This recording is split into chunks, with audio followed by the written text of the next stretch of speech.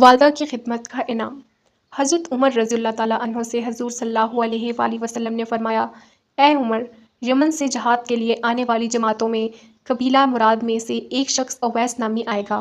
اس کی ایک والدہ ہے جس کے ساتھ حسن سلوک کرتا ہے، جس کی وجہ سے اللہ تعالیٰ کے ہاں اس کا یہ مرتبہ ہے کہ اگر وہ کسی بات کے متعلق قسم کھا لے تو اللہ تعالیٰ اس کی قسم میں اس کو ضرور سچا کر دے۔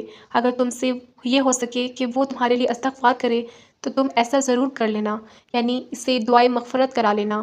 چنانچہ حضرت عمر رضی اللہ تعالیٰ عنہ نے حضرت اویس کرنی رحمۃ اللہ سے ملاقات کی اور اپنے لیے مغفرت کی دعا کروائی۔ صحیح مسلم۔ فائدہ: جب کسی سے دعا کے لیے کہا جائے تو اسے چاہیے کہ تکلیف نہ کرے اور تواضع کو اڑ بنا کر دعا سے انکار نہ کرے۔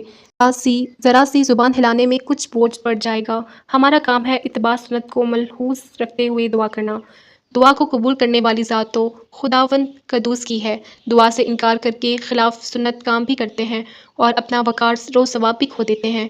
اس کے علاوہ وہ بڑا ظلم یہ کرتے ہیں کہ دعا کی درخواست کرنے والوں کی دل شکنی بھی ہوتی ہے۔ اس لیے خود بھی اپنے چھوٹے بڑے سے اپنے لیے دعا کی درخواست کرتے رہنا چاہیے، اور اگر چھوٹے ہم سے دعا کی درخواست کریں تو باخوشی قبول کرتے ہوئے ان کے لیے دعائے خیر کر دینی چاہیے۔